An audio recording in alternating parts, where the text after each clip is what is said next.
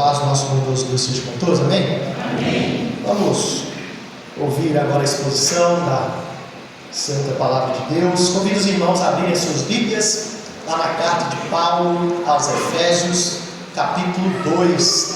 Hoje nós iremos expor do versículo 19 ao verso 22.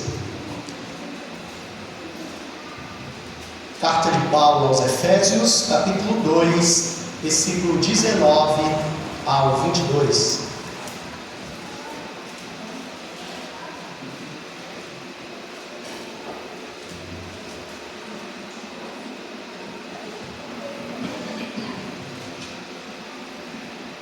Amém?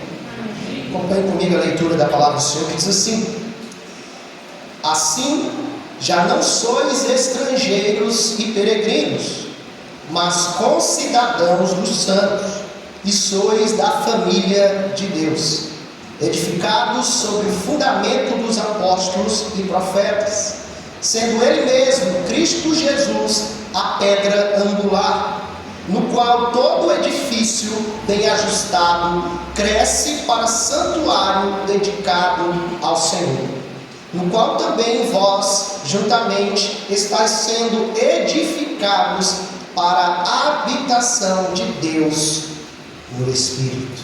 Oremos mais uma vez. Deus bendito e santo, obrigado pela tua santa e bendita palavra, obrigado pelo privilégio de podermos nessa noite, como teu povo, tua igreja, ouvirmos a tua doce voz falando no nosso coração por meio da exposição da tua Sagrada Escritura. Por isso te pedimos, ó Deus, que o Senhor fale conosco, abra o nosso entendimento para que possamos entender as tuas verdades reveladas nesse texto e que possamos sair daqui com certeza e convicção que o Senhor ministrou aos nossos corações e que, acima de tudo, ó Deus, saímos daqui com a certeza e convicção de que teu nome foi glorificado através da exposição fiel da tua palavra. É isso que nós oramos, te agradecemos em nome de Jesus. Amém. Meus queridos irmãos, os irmãos, acredito que todos já sabem, eu morei 5 anos lá em Alagoas. E eu lembro de uma ocasião interessante, assim, quando eu cheguei lá em Maceió. Peguei o ônibus na rodoviária de Fortaleza, depois de 18 horas de viagem, cheguei em Maceió. E assim que eu cheguei dentro de Maceió, uma das coisas que mais me chamou a atenção é que toda beira de esquina, toda bodega, como diz lá no Ceará, estava escrito lá, passaporte. Quando eu passava, passaporte. Vende-se passaporte. Eu falei, gente do céu, que trem é esse, né? Passaporte. Não é possível que seja o passaporte que eu conheço, né? Uma bodeguinha dessa aí não tem como fazer passaporte. E aí depois, a primeira coisa que eu perguntei quando cheguei lá na base da Jogum, para os missionários lá, foi: aqui, me diz uma coisa, mata a minha curiosidade, o que é passaporte aqui? Ela ria, né? Cachorro quente, é hot dog. Eu falei, tá certo. Passaporte lá em Maceió é cachorro quente. Então, se você quiser comprar um passaporte, você tem que ir lá para Maceió. Mas falando em passaporte, meus irmãos, não desse passaporte lá de Maceió, mas o passaporte, o documento, é interessante que o passaporte é um documento muito desejado por muitos, né? Tem gente que sonha em tirar o passaporte, viajar pelo mundo, conhecer novos lugares, novos países. Eu mesmo conheci uma pessoa que dizia isso, né? Nossa, eu acho tão lindo quem tira o passaporte, acho tão lindo, né? Meu sonho é tirar o passaporte. Mas de fato, meus irmãos, o legal mesmo não é tirar o passaporte. O que é legal é você conseguir tirar o visto, né? E visitar o lugar tão sonhado que você deseja conhecer. Isso que é legal, né? Não só tirar o passaporte. E, meus irmãos, o passaporte é um documento internacional que carrega informações importantes sobre alguém para que ela possa ser identificada em qualquer lugar que ela vá no mundo, né? Para ela ser identificada, ela precisa apresentar o passaporte. Lá, bem na capa do passaporte, quem tem passaporte sabe bem disso. O meu eu nem renovei mais, só usei uma vez, mas nunca mais. Lá na capa do passaporte está lá o emblema, né, o brasão, geralmente da república, do país a qual o cidadão pertence, né? E aí quando você abre o passaporte, você encontra várias outras informações importantes importantes como o nome completo da pessoa, a filiação da pessoa, para onde ela está indo, né? Se ela tem liberação ou não para ir para aquele lugar. E geralmente você conseguir essa liberação, que é o chamado visto, né? Você tem que fazer uma entrevista, passar por uma entrevista, e nem sempre você é aprovado, né, ali para fazer aquela viagem. Enfim, no passaporte, meus irmãos, nós encontramos até mesmo o registro de algumas vacinas que a pessoa precisa tomar para poder entrar naquele lugar. Se não tiver aquela vacina, ela não entra. Enfim, passaporte, meus irmãos, não é o que Paulo vai falar aqui, mas mais ou menos são informações, né, que o apóstolo Paulo vai apresentar aqui sobre os crentes em Cristo Jesus. Nesses 4 versículos que nós lemos, o apóstolo ele fala agora, quem está lembrando aí, né, da nossa exposição à carta aos Efésios, apesar de faz tempo, né, que nós não expomos aqui, mas os irmãos vão lembrar que nós falamos sobre as 6 marcas maléficas daqueles que estavam afastados de Cristo, de que nós carregávamos antes de conhecermos a Cristo, por sermos gentios, afastados do povo de Deus. E Paulo agora ele vai falar, meus irmãos, sobre a reversão, né, a resolução dessas marcas maléficas. E Paulo ele nos apresenta aqui, meus irmãos, o que eu defini do passaporte cristão. Esse é o tema da nossa mensagem dessa noite. Passaporte cristão. A identificação dos filhos de Deus. Cristãos, quem somos nós? De onde viemos? A que família pertencemos? Para onde vamos hoje? Não no Globo Repórter, mas na exposição da carta de Paulo aos Efésios. E o apóstolo Paulo ele vai trazer aqui, meus irmãos, 3 importantes informações sobre a nossa identificação cristã. E quais são elas? Então, se você está anotando aí, anote em primeiro lugar, a primeira informação importante da nossa identificação cristã que o apóstolo Paulo apresenta aqui nesse versículo. Paulo vai dizer, a palavra do Senhor vai dizer que nós somos cidadãos do céu. Nós somos cidadãos do céu. É isso que ele diz no início do versículo 19. Ele diz assim, já não sois estrangeiros e peregrinos, mas concidadãos dos santos. Concidadãos dos santos. Meus queridos, antes de nós sermos alcançados pela graça de Deus e de termos crido de todo o coração em Cristo Jesus e confessado o Senhor como o Senhor e Salvador das nossas vidas, nós éramos estrangeiros, nós éramos peregrinos, ou seja, imigrantes. Nós não fazíamos parte do povo de Deus, do povo da aliança. E por isso nós não tínhamos nenhum direito ou benefício espiritual que um cidadão do povo da aliança tem. A bênção e a graça de Deus, meus irmãos, não estava sobre as nossas vidas. Mas Paulo aqui, nesses versículos, ele vai trazer uma notícia maravilhosa para todos nós. Ele diz, assim já não sois mais estrangeiros e peregrinos. Assim aqui, meus irmãos, é um advérbio de conclusão, que faz uma conexão com o que Paulo já vinha falando. E Paulo vinha falando, meus irmãos, que por causa de Cristo, por causa do seu sangue, por causa da sua obra reconciliadora entre gentios e judeus, e entre pecadores e o Deus Santo, nós agora fazemos parte do povo da aliança. E Paulo agora complementa nesse versículo dizendo que agora nós somos concidadãos dos santos. Ou seja, vocês, Paulo dizendo agora para a igreja de Efésios, para a igreja de Éfeso, e o Senhor nos dizendo por meio da sua palavra, vocês fazem parte agora da mesma nação que os judeus. Vocês fazem parte agora da mesma nação santa, escolhida e separada pelo Senhor, para ser dele, para pertencer a ele, para conhecê-lo, para servi-lo todos os dias da sua vida nesse mundo, e para um dia habitarem com ele em seu reino eterno.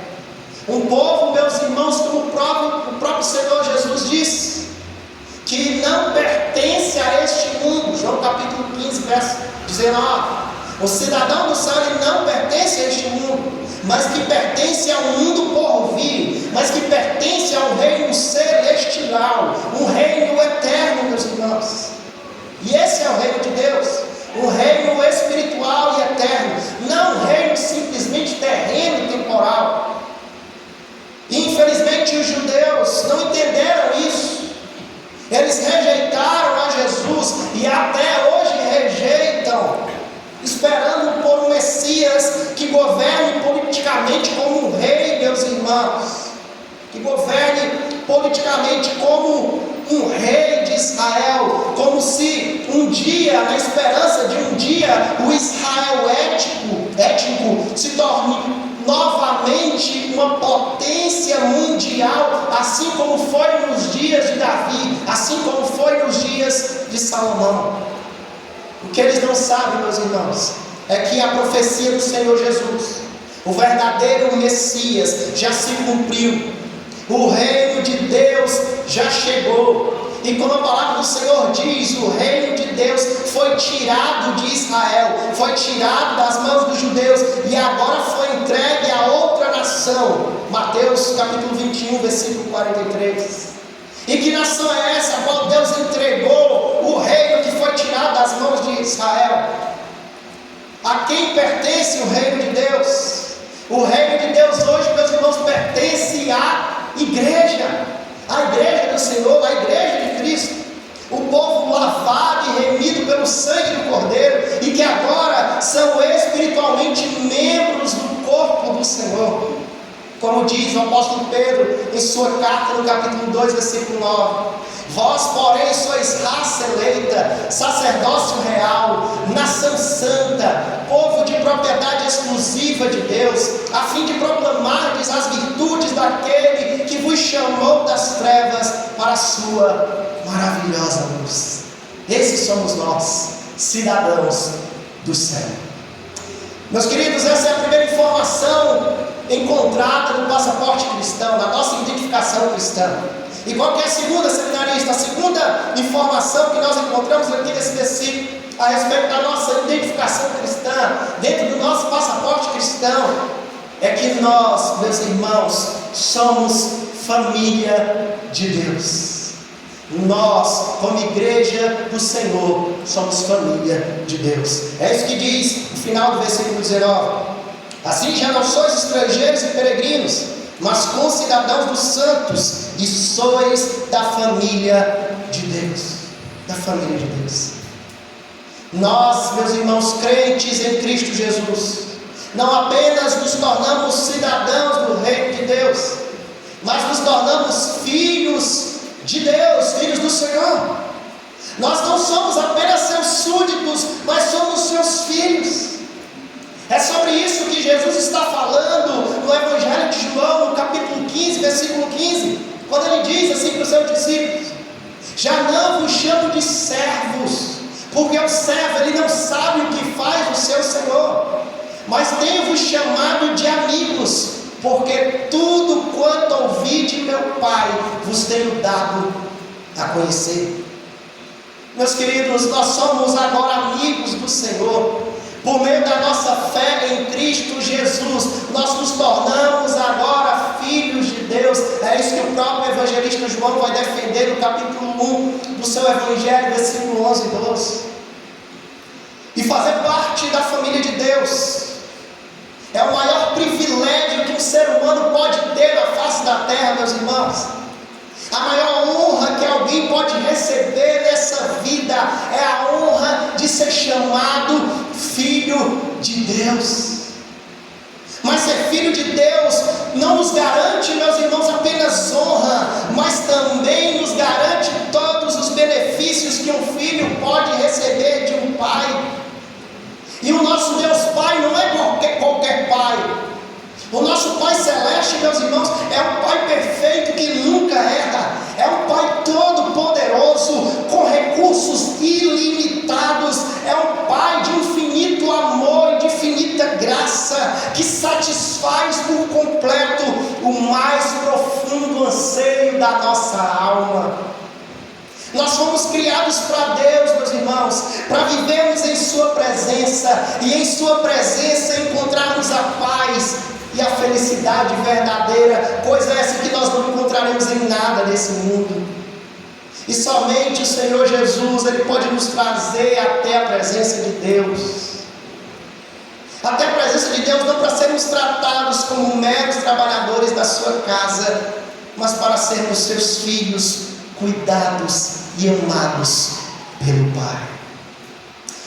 E a terceira e última informação que nós encontramos, meus irmãos, a respeito da nossa identificação cristã aqui nesse versículo. A terceira e última informação que nós encontramos no passaporte, do nosso passaporte cristão. Paulo ele vai dizer no verso 20 ao 22, que nós somos santuário de Deus, o Espírito Santo. Eu e você, como igreja do Senhor, nós somos santuários de Deus, o Espírito Santo. Nesses 3 últimos versículos, Paulo ele vai usar a imagem da construção de um edifício, da construção de uma grande casa, de um templo, ou seja, da casa de Deus. O apóstolo está tomando, meus irmãos, como ilustração, mais uma vez, o templo do Senhor em Jerusalém, como ele já fez aqui nessa carta. Templo esse que agora, depois da morte e ressurreição de Cristo, ficou obsoleto, junto com todo o sistema religioso e ritualístico e cerimonial da antiga aliança, se tornou obsoleto. E o que Paulo está dizendo aqui agora, meus irmãos, é que a igreja, e que todos aqueles que fazem parte da igreja, do corpo de Cristo, esses sim, agora são santuário de Deus.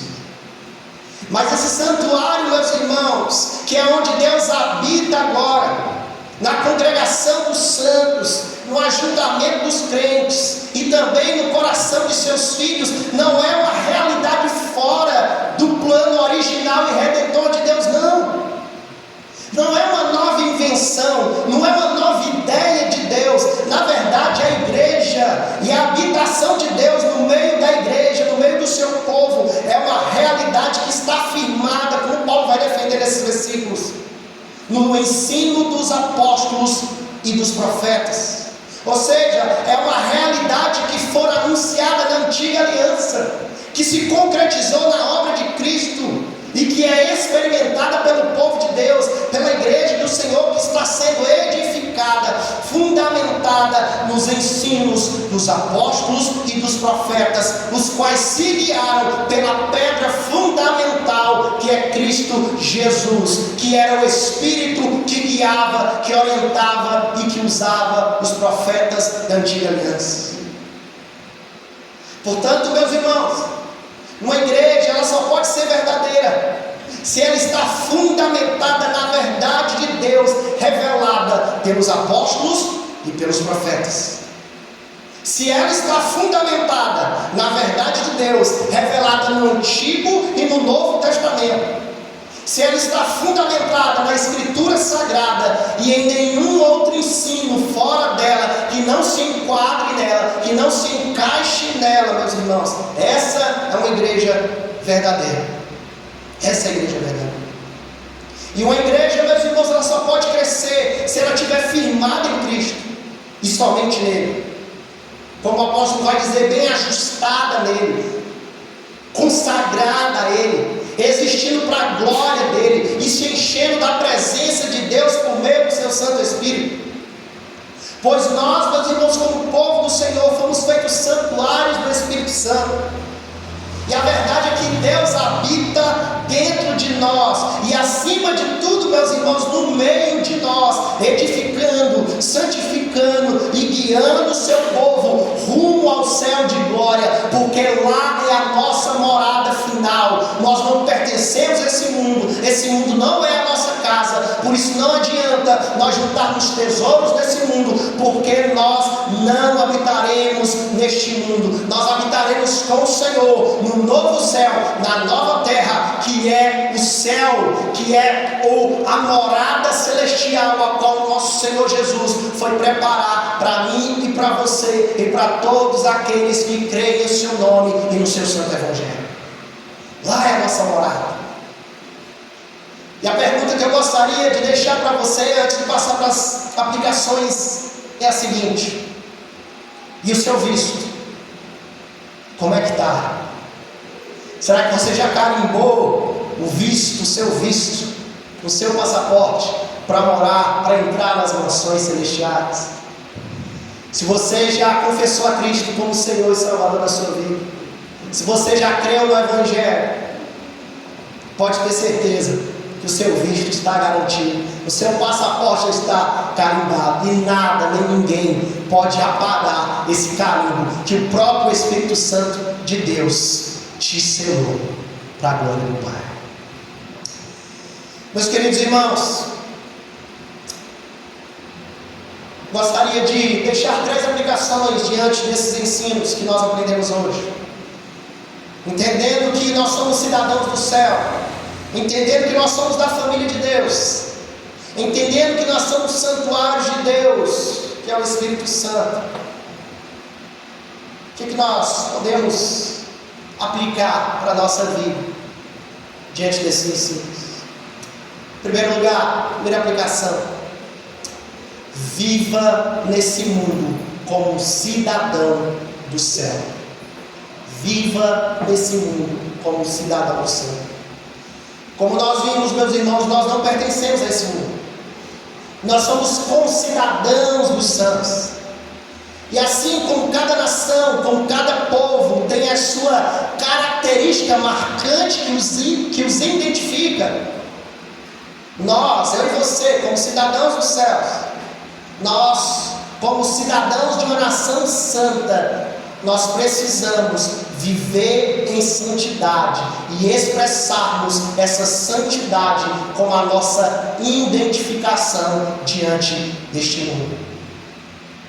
As pessoas precisam olhar para a sua vida e perceber e identificar que você pertence a Deus, que você faz parte do povo santo, separado do Senhor.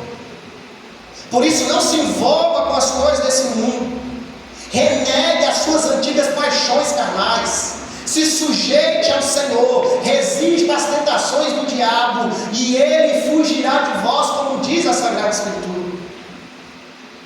Meus irmãos, assim como ninguém vai acreditar que uma pessoa branquinha de olhos puxados é um africano, ninguém acreditará que você faz parte do povo santo do Senhor, vivendo uma vida sem compromisso com a pureza, com a santidade e com a obediência a Deus. Ninguém vai acreditar. Portanto, eu deixo algumas perguntas também para você sair daqui e refletir nessa noite. E sua vida, como está? Será que sua vida expressa essa sua cidadania celestial?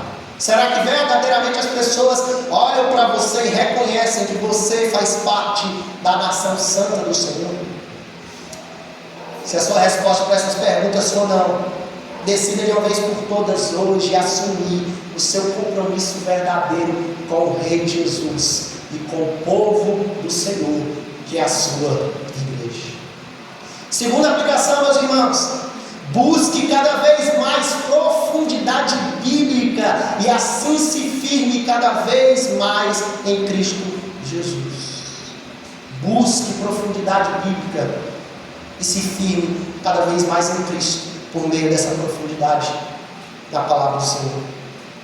Como eu disse, meus irmãos, nós como povo do Senhor, como igreja de Cristo, nós estamos firmados no fundamento dos apóstolos e profetas, como o apóstolo Paulo declarou nesse versículo. Ou seja, firmados na fé que foi entregue aos santos, a qual Cristo é a pedra angular. Mas de nada adianta, meus irmãos, saber que a igreja verdadeira está firmada no Cristo, que foi revelado pelos apóstolos e profetas, se você mesmo não se preocupa em fazer parte dessa igreja verdadeira, se você mesmo não se preocupa em conhecer a verdade revelada pelos apóstolos e profetas e se firmar nessa verdade. E só há um caminho para se fazer isso, meus irmãos: buscando conhecimento, estudando as Sagradas Escrituras, conhecendo o que a palavra do Senhor ensine a respeito de Cristo, para que possamos servir a Cristo, não da maneira que a gente acha que deve servir, não da maneira que a gente acha que deve adorá-lo, mas da maneira que a própria Escritura nos revela que devemos servir e adorar ao Senhor, conhecendo o que a palavra nos ensina a respeito de Cristo. Quanto mais você se aprofunda no conhecimento bíblico, mais firmado você fica nesse fundamento dos apóstolos e profetas, mais você se firma em Cristo, porque a Bíblia, meus irmãos, a Sagrada Escritura, ela revela a beleza da glória de Cristo, e fascinado por essa glória, isso te leva a amar cada vez mais a Cristo, a obedecer cada vez mais a Cristo, de forma radical e bíblica, a qual eu e você devemos servi-lo, porque a fé verdadeira, ela é radical, ela é inegociável. Mas nós precisamos conhecer bem essa fé verdadeira e inegociável, que se revela na palavra de Deus. Por isso estude, leia, medite e estude a palavra do Senhor. E para encerrarmos, meus irmãos, terceira e última aplicação: cresça em Deus e se encha do Espírito Santo. Cresça em Deus e se encha do Espírito Santo. Às vezes, meus irmãos, nós oramos tanto para a nossa igreja crescer, mas muitas vezes não levamos em consideração que a igreja só pode crescer a partir do momento que os membros dessa igreja, que sou eu e você, estiverem crescendo de maneira saudável também. E a igreja, ela só cresce quando nós crescemos e damos frutos. Jesus, quando profetizou de que o reino de Deus seria tirado de Israel e entregue a outra nação, que, como já expliquei, é a igreja, ele disse que essa nova nação que receberia o reino dele produziria os respectivos frutos de que o reino de Deus precisa produzir aqui na terra. Nós precisamos ser frutíferos, mas para sermos frutíferos precisamos crescer de maneira saudável. Portanto, Deus nos chamou para crescermos como igreja. Ele te chamou, Ele me chamou como indivíduo para produzirmos. E nós só podemos produzir frutos, meus irmãos, se nós permanecermos ligados à videira verdadeira, que é o Senhor Jesus, nos alimentando da sua seiva, da sua vida, crescendo em sua presença. Aí sim, verdadeiramente nós produziremos os devidos frutos para a glória de Deus e para o crescimento do seu reino, para o crescimento da sua igreja e da sua obra.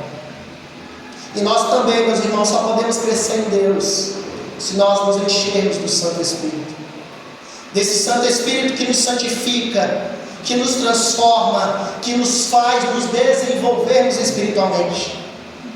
E não tem segredo, meus irmãos, não tem invencionice para crescimento em Deus e para nos enchermos do Espírito.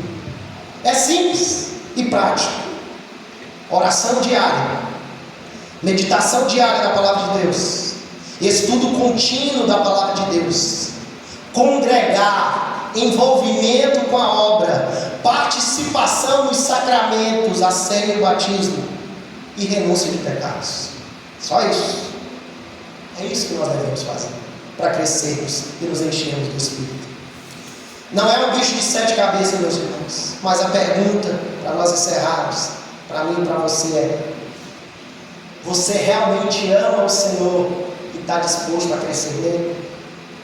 Se a sua resposta for sim, então passe a viver como um verdadeiro crente em Cristo Jesus, comprometido com Deus e com sua obra, como um verdadeiro cidadão dos céus.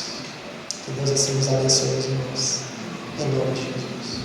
Curve sua cabeça, feche seus olhos. Vamos orar. Pai Santo, muito obrigado pela tua santa e bendita palavra. Obrigado, Senhor, por podermos ser chamados teus filhos. Muito obrigado, Senhor, por sermos parte do povo da aliança. Muito obrigado por sermos parte da tua família. Muito obrigado por tudo o que o Senhor tem feito em nós, por nós e através de nós. Muito obrigado por todas as ricas bênçãos espirituais que o Senhor tem derramado sobre nós, como o teu povo, como a tua igreja. Pai, como nós ouvimos o Senhor ministrar o nosso coração nessa noite, que o Senhor nos ajude e nos transforme pela graça do teu Santo Espírito, dia após dia, para que possamos revelar o teu caráter, para que possamos revelar, ó Deus, que é verdade, ó Deus, aquilo que nós declaramos com a nossa boca, de que realmente te servimos, de que realmente te amamos, de que realmente, ó Deus, dedicamos as nossas vidas para a tua glória. Nos transforma, Senhor. Nos dá desejo cada vez mais por santidade, por uma vida pura, por uma vida íntegra, por uma vida temente, rendida totalmente ao teu senhorio. Nos ajuda a obedecermos radicalmente a tua palavra. Nos ajuda a jamais, ó Deus, negociarmos a nossa fé, diluirmos o teu evangelho, ó Deus. Ó Pai, não nos permite fazermos isso jamais. Nos ajuda a permanecermos fiéis na tua presença, até o dia que o Senhor nos chamará, ó Deus, para junto de ti, e habitaremos no teu reino eterno por toda a eternidade. Abençoa os teus filhos, abençoa a tua igreja, nos santifica, Pai, para a honra e glória do teu santo nome. É isso que nós te oramos e te agradecemos, em nome de Jesus. Amém.